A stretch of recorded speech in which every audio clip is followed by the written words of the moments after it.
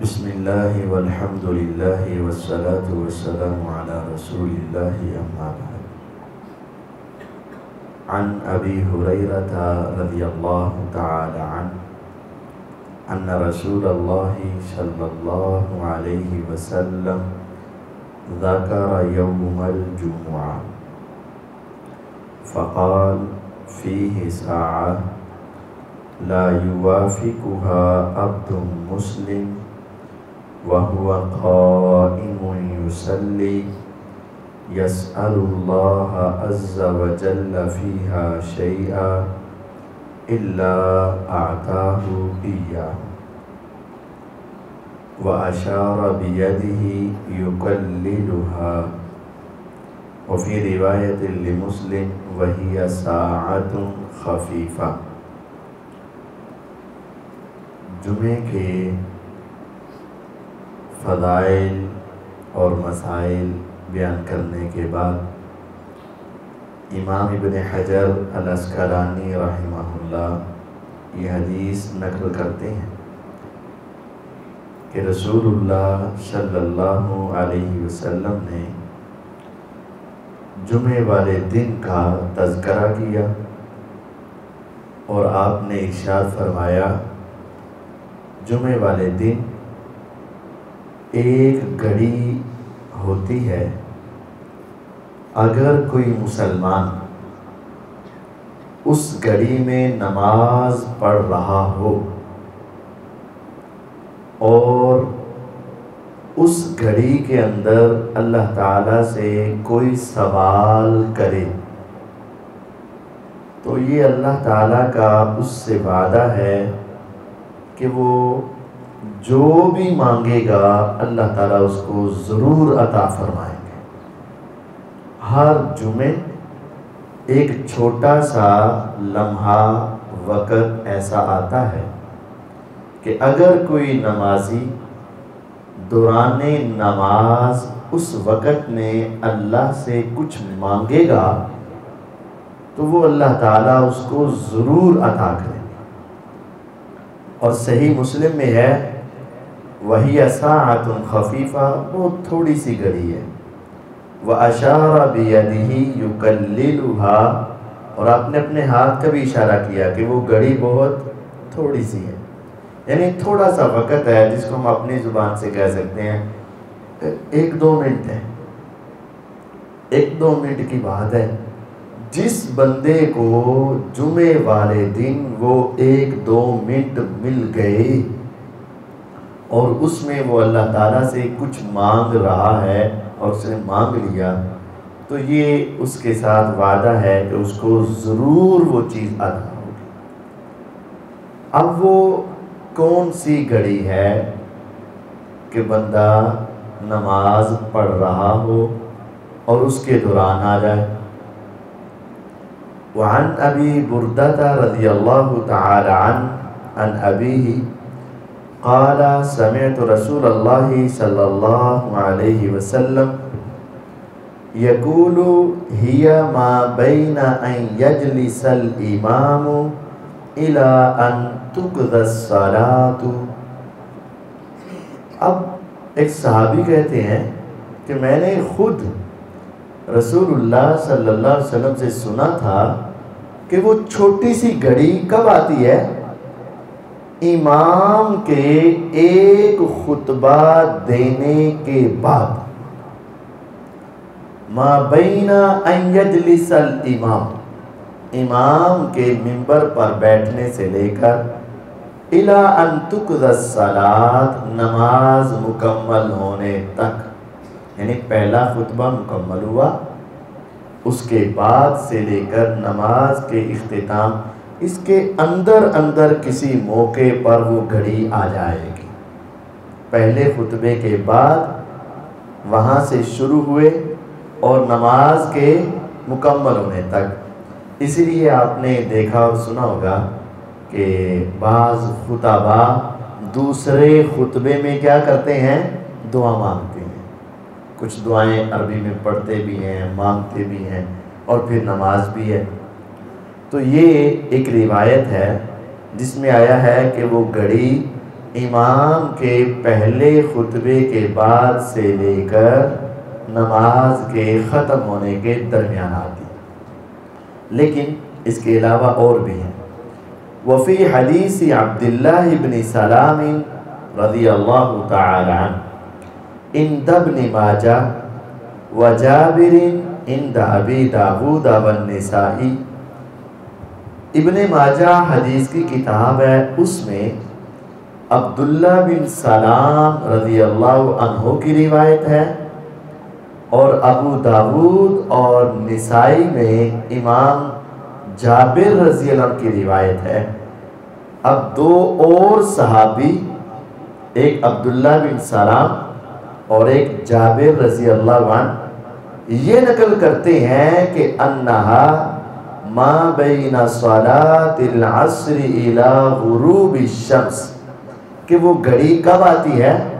یہ عصر کے بعد سورج غروب ہونے تک جو وقت ہے اس کے درمیان میں آتی ہے۔ اب یہ دو باتیں تو ٹکرا گئی۔ ایک حدیث میں آ رہا ہے کہ اس کا ٹائم پہلے خطبے کے بعد سے لے کر نماز کے اختتام تک، اور دوسری دو حدیثوں میں کیا آ رہا ہے؟ عصر کے بعد سے لے کر مغرب تک۔ اگر یہ روایت مانیں گے تو پہلی صحیح نہ ہوئی، اور اگر وہ مانیں گے تو یہ بات سمجھ نہیں آنے والی۔ آگے امام ابن حجر العسقلانی رحمہ اللہ فرماتے ہیں وَقَدْ اخْتُلِفَ فِيهَا عَلَىٰ أَكْثَرَ مِنْ 40 قَوْلًا، اس گھڑی کے بارے میں اہل علم کا اختلاف ہوا، وہ کب آتی ہے؟ اس کے بارے میں 40 سے زیادہ اقوال موجود ہیں۔ کسی امام نے یہ کہا، کسی نے یہ کہا، کسی نے یہ کہا، کسی نے یہ کہا، کسی نے یہ کہا۔ املیتها فی شرح البخاری، جب میں نے بخاری کی شرح لکھی تھی نا فتح الباری، اس میں نے وہ سارے ہی قول نقل کر دیے، وہ ہر ایک کا بتا کے، لیکن ان میں جو زیادہ معتبر بات تھی 40 میں سے، وہ یہ دو تھیں، یا تو پہلے خطبے سے بعد لے کر نماز کے اختتام تک، یا عصر کے بعد سے لے کر مغرب تک، اس کے درمیان میں۔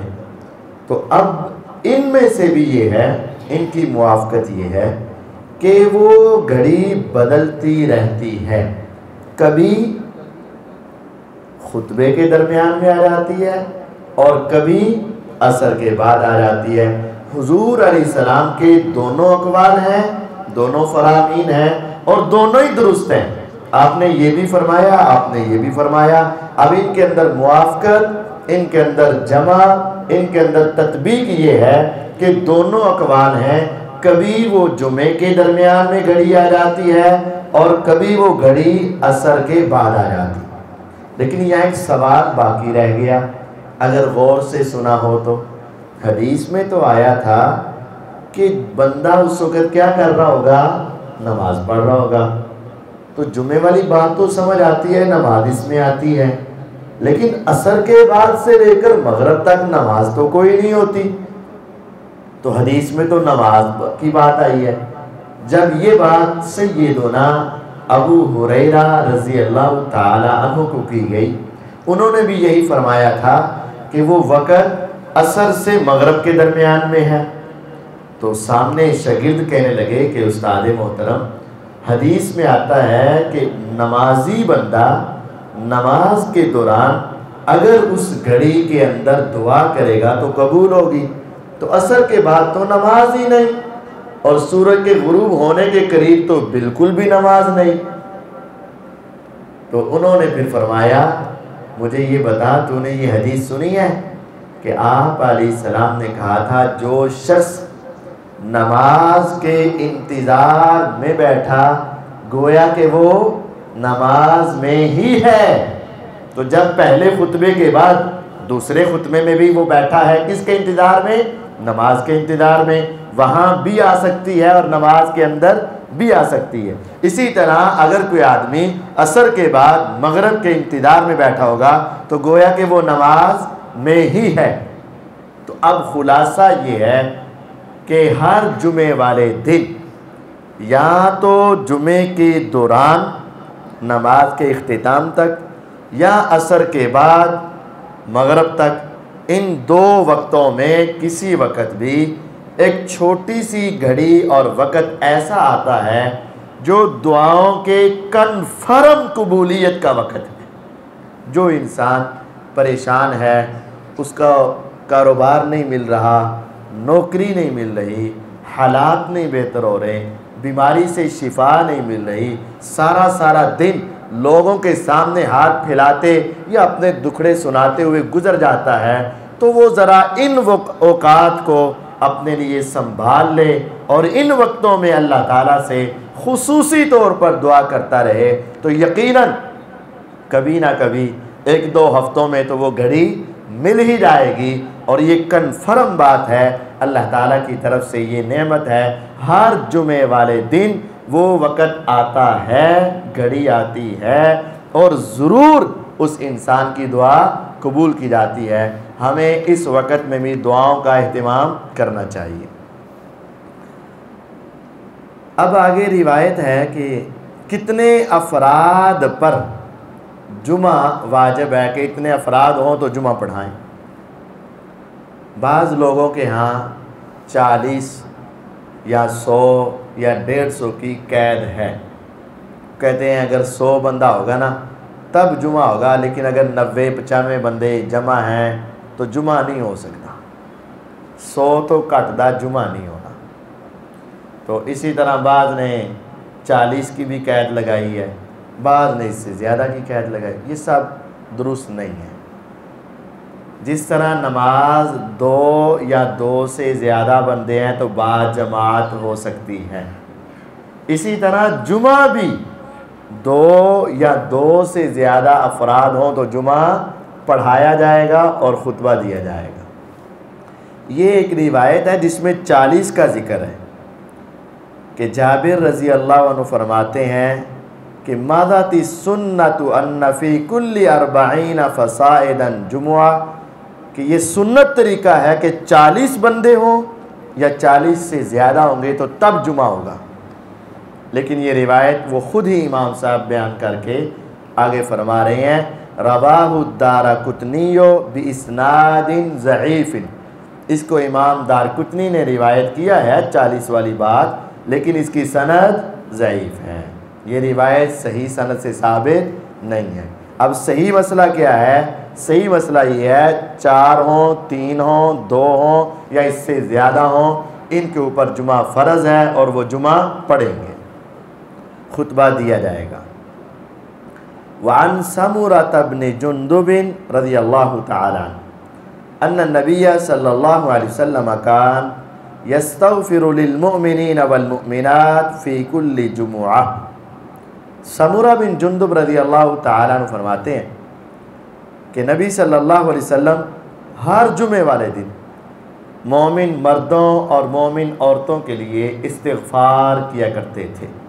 آپ نے دیکھا ہوگا کہ بعض مساجد میں عام اوقات میں، عام نمازوں میں دعا ہو یا نہ ہو، ہر جمعے والے دن جمعہ پڑھانے کے بعد دعا اکٹھی اجتماعی ضرور ہوتی۔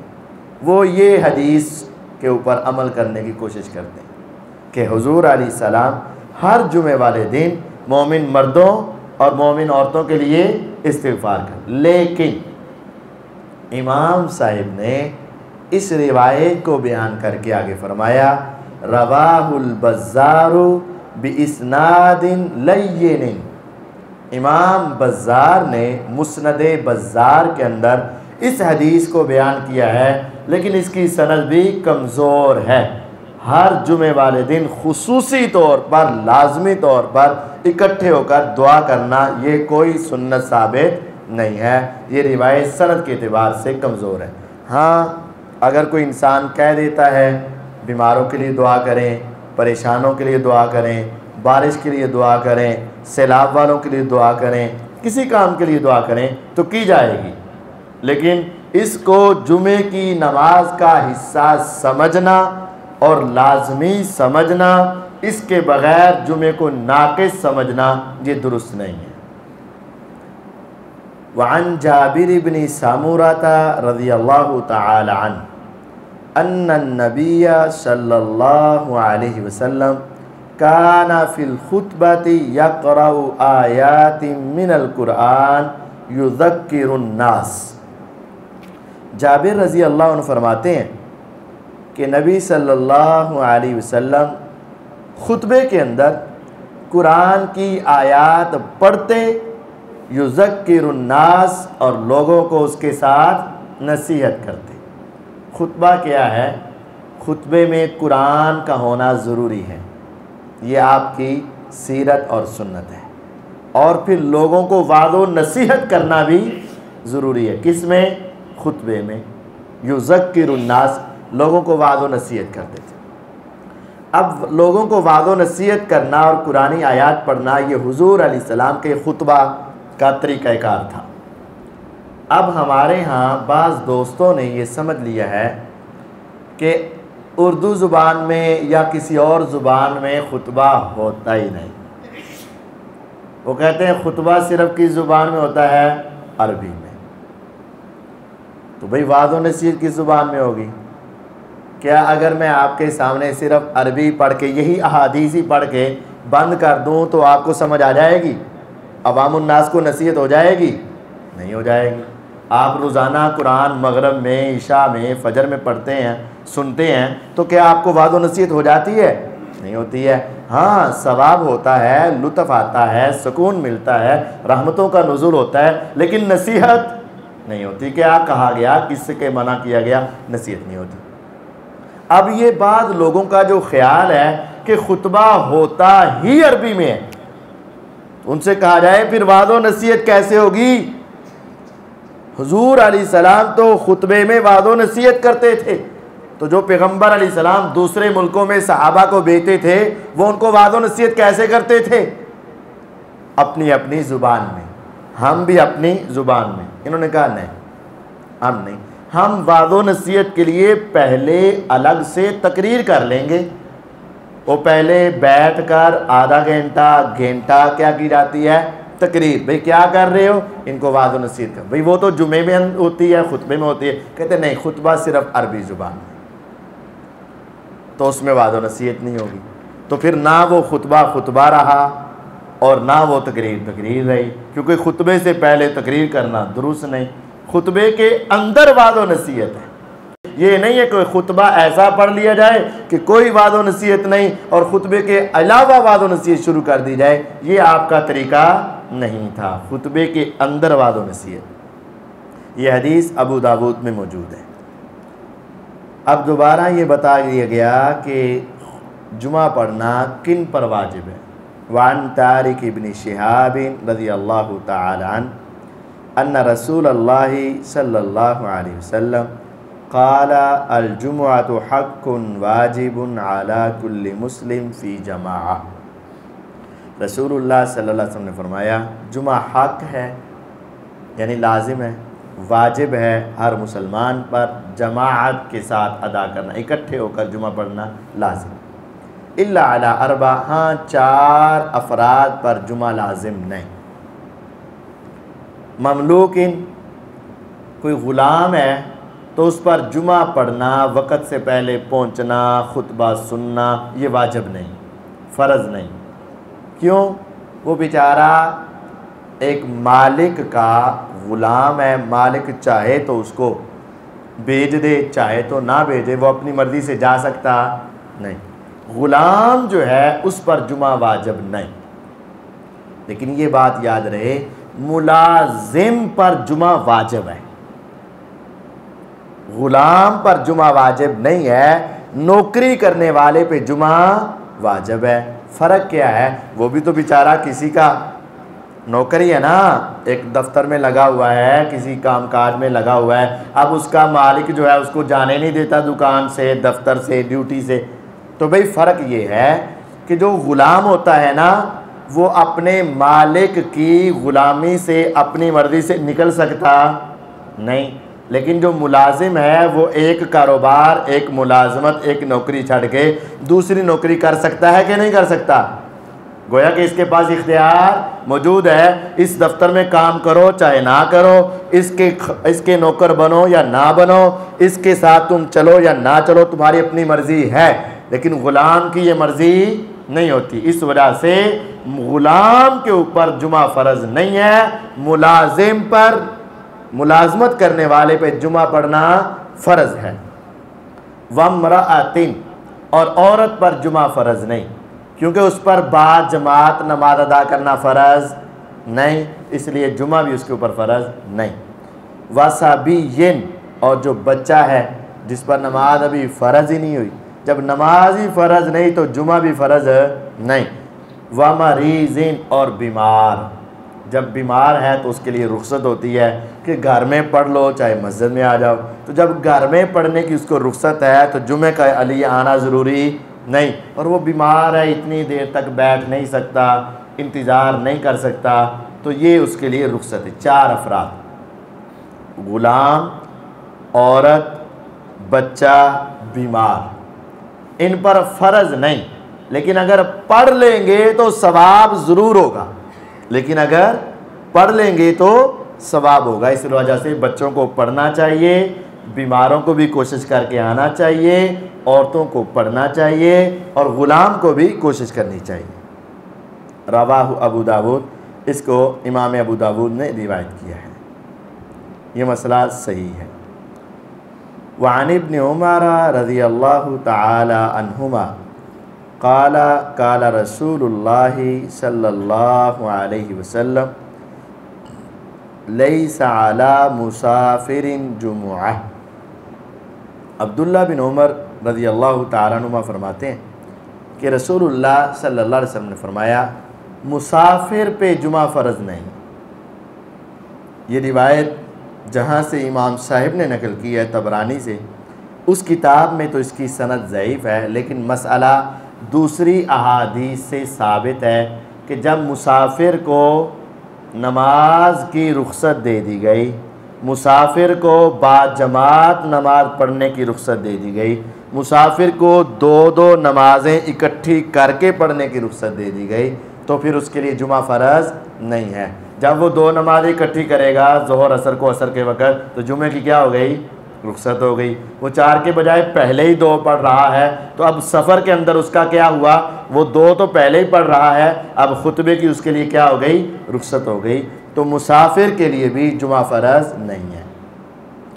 وعن عبداللہ بن مسعود رضی اللہ تعالی عنہ قال کان رسول اللہ صلی اللہ علیہ وسلم اذا استوى علی المنبر استقبلناہ بوجوہنا۔ رسول اللہ صلی اللہ علیہ وسلم جب منبر پر چڑھتے تو آپ ہماری طرف متوجہ ہوتے اور ہم آپ کی طرف اپنے چہروں کو متوجہ کرتے، یعنی جب آپ جمعہ پڑھانے کے لیے کھڑے ہوتے نا تو صحابہ ایسے چہرے نیچے کر کے خطبہ جمعہ نہیں سنتے، بلکہ اپنے چہرے آپ کی طرف اٹھا کر پوری توجہ کے ساتھ جمعہ سنتے تھے۔ جب آپ منبر پر آتے استقبلناہ بوجوہنا، تو ہم اپنے چہروں کے ساتھ آپ کے سامنے آتے، آپ کا دیدار کرتے اور احادیث سنتے۔ تو یہ جمعہ سننے کا ایک طریقہ ہے۔ امام ترمذی کے اندر انہوں نے روایت کیا، ترمذی میں امام ترمذی نے، تو اس کے اندر تو اس کی سند ضعیف ہے، لیکن ابن خزیمہ کے اندر اس حدیث کی صحیح سند بھی موجود ہے۔ وعن الحکم بن حزن رضی اللہ تعالی عنہ، حکم بن حزن رضی اللہ عنہ فرماتے ہیں شہدنا الجمعہ مع النبی صلی اللہ علیہ وسلم، ہم نبی علیہ السلام کے پاس جمعہ پڑھنے کے لیے گئے، فقام متوکئا علی عصا او قوس، تو آپ جب جمعہ پڑھا رہے تھے نا تو آپ نے ایک لاٹھی پر ٹیک لگائی ہوئی تھی، یا آپ نے تیر کی جو کمان ہوتی ہے نا، بڑی سی ایسے کمان ہوتی جس کے اوپر رکھ کے تیر پھینک، آپ نے ہاتھ میں کمان پکڑ کر اس کے اوپر ٹیک لگا کے آپ خطبہ دے رہے تھے۔ تو یہ بات بھی سمجھ لیں کہ حضور علیہ السلام جب پہلے بغیر منبر کے خطبہ دیتے تھے تو آپ نے ایک عصا یا کمان پکڑی ہوتی تھی۔ پھر جب آپ کے لیے منبر بنا دیا گیا تو پھر آپ منبر پر کھڑے ہو جاتے، تو پھر وہ عصا اور کمان کو آپ نے چھوڑ دیا، کیونکہ وہ ایک نشانی تھی کہ آپ خطبہ دے رہے ہیں۔ تو اب منبر نشانی بن گیا، اب اس کی ضرورت نہ رہی۔ وہ آپ نے واقعہ سنا ہوگا کہ حضور علیہ السلام ایک تنا، یعنی لکڑی جو ہے نا عصا، وہ کھجور کا بھی بنا ہو سکتا ہے نا، تو وہ کھجور کی لکڑی کے ساتھ ٹیک لگا کر آپ خطبہ دیا کرتے تھے۔ تو جب آپ کا منبر بن گیا تو آپ نے اس لکڑی کو چھوڑ دیا۔ جب آپ منبر پر چلے گئے تو وہ تنا حضور کی جدائی کی وجہ سے ایسے رونے لگا جیسے چھوٹا بچہ ہچکیاں لے کر رویا کرتا ہے۔ حضور علیہ السلام سے اللہ تعالیٰ نے ایسے معجزات آپ کے لیے رکھے تھے کہ انسان تو انسان، جانور بھی آپ کے ساتھ محبت کیا کرتے تھے، اور جانور تو پھر جاندار ہیں، بے جان چیزیں بھی آپ کے ساتھ محبت رکھتی تھی۔ اور آپ کی حدیث ہے، انی لأعلم حجرا بمکہ فإذا مررت عنده یسلم، مجھے ابھی بھی مکے کے اندر ایک پتھر کا یاد ہے، میں جب بھی اس پتھر کے پاس سے گزرتا تھا نا، وہ پتھر مجھے سلام کہتا تھا۔ پتھر پیغمبر علیہ السلام کو سلام کہتا تھا۔ اس پتھر کو کس نے سمجھایا؟ اللہ تعالیٰ نے۔ اب یہ تنا جو تھا، جب حضور علیہ السلام نے اس کو چھوڑ دیا تو یہ اس طرح رونے لگا جس طرح ایک بچہ جو ہے وہ روتا ہے۔ پھر حضور علیہ السلام اپنے منبر سے اترے اور آپ نے ان کو اپنے ساتھ لگایا اور آپ نے ان کو محبت کا اظہار کیا۔ تو بہرحال ہمارا جو جمعہ والا ہے کہ آپ علیہ السلام خطبہ دیتے وقت پہلے اس کمان یا کسی لکڑی کے ساتھ ٹیک لگا کر خطبہ دیا کرتے تھے، جیسے آج کل بھی ہمارے ہاں کوئی لاٹھی وغیرہ پکڑ لی جاتی ہے۔ لیکن پھر جب آپ کا منبر بنا دیا گیا پھر آپ نے اس کو چھوڑ کر منبر کے اوپر خطبہ دیا تھا۔ تو یہ جمعے کے کچھ مسائل جو امام صاحب نے بیان کیے وہ ہم نے آپ کے سامنے رکھے۔ اللہ تعالیٰ ہمیں سمجھنے اور بر وقت جمعہ پڑھ کر آنے اور وہاں صحیح سننے کی توفیق عطا فرمائے۔ وآخر دعوانا ان الحمد للہ رب العالمین۔